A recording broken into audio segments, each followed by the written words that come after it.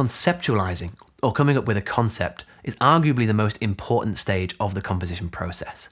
Many of the great film composers frequently talk about the time they spend conceptualizing, some even saying that this stage takes them far longer than the part where they actually start writing notes and chords. When you think about it, it makes sense. When was the last time you watched an interview with a composer and they talked about which intervals they used, or how they decided a minor seventh set the perfect mood? They never do, and that's because that isn't the important part. The important part is what they were trying to convey with their music, what emotions they were trying to create, how they were planning to work with the visual. So what is conceptualizing? Well, it's the thinking that goes on before you sit at the piano, keyboard, computer, guitar, whatever. Too many musicians and composers think that when they're going to compose, the first thing they should do is sit down with their instrument. Why? What will that achieve? More than likely, what will happen is that you'll just hash out the same chords or melodies that you always do, maybe in a different order. Think about creating a piece of artwork. If I commissioned you to create some artwork for my house, what's the first thing you'd do? I doubt it would be to get out your paints, dip your brush in, and just slap it on the canvas with no idea what you're actually going to paint. At least, not unless you're going for something really avant-garde. No, you need to decide your subject, the medium you'll use, your colour palette, the size of the canvas. Some of these things you'll have the choice to decide yourself, others will be things that you'd need to discuss with me, the client. There's no point in you doing a 30-foot multicolour painting of a bunny if what I want is a black and white piece to go with my decor, and if I'm terrified of bunnies. I'm not. Music for moving image is calculated, not just randomly thrown together. Just like our painting, we need to know what the criteria is, what our constraints are, and what we're actually trying to achieve. The conceptualizing stage really helps you to decide what mood you're going for and how to achieve that. At this stage, you should be thinking about as many musical and emotive ideas as possible. Think about and write down what you are adding to the film. Are you just trying to emphasize what the film is already doing, or are you going to give a different perspective or add another layer to the film? Who or what you are following in the film. Is your music going to mimic the lead character's emotions? If so, what are those emotions?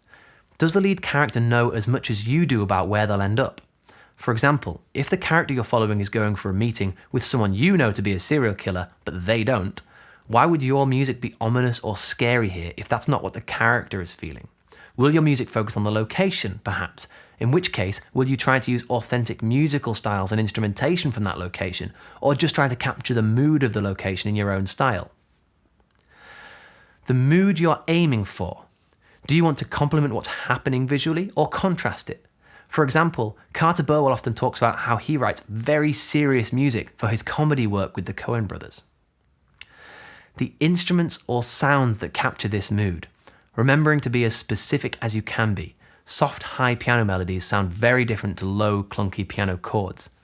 Don't be scared to go out of the ordinary for a distinctive sound, like the cimbalom heard in many old spy movies, or even instruments you can make yourself, as in the film Brick, where Nathan Johnson creates a junkyard orchestra out of all kinds of items found in a student house. There's a really great documentary of it on the special edition of the Brick film, which is really worth watching. Any theoretical ideas you might try or that you know capture the mood, such as certain scales or modes, any particular chords or tempo and time signatures, or things that you'd like to experiment with. And finally, anything else that you feel will help speed up the actual composition. The more you can do in the conceptualizing stage, the faster you'll actually compose your music, as the composition simply becomes capturing the ideas you already have, rather than you sat with your instrument getting frustrated at coming up with nothing for hours on end. Likewise, this stage allows you to come up with things that you would have never been able to with an instrument due to the restrictions you put on yourself. For example, your actual playing ability or the range of your fingers on the keyboard or fretboard. Try to consider your composing as another instrument rather than something you do with an existing instrument. You need to practice it just as you would an instrument, and it requires a totally new set of skills and techniques. Had Bernard Herrmann sat at a piano while composing the score for Psycho, there's no way he would have come up with the score that he did, as it's unplayable on piano. Composition happens first in the mind. Thanks for watching, and I hope you learned something new. This video is taken from my complete course on composing romantic music. If you'd like to sign up, there's a link in the description that'll get you enrolled for just $10.99. I go through the whole process, including the planning and prep, composition, orchestration, mixing, and mastering. Also, don't forget to hit subscribe to get new tips and tricks weekly on composing and producing music for Moving Image.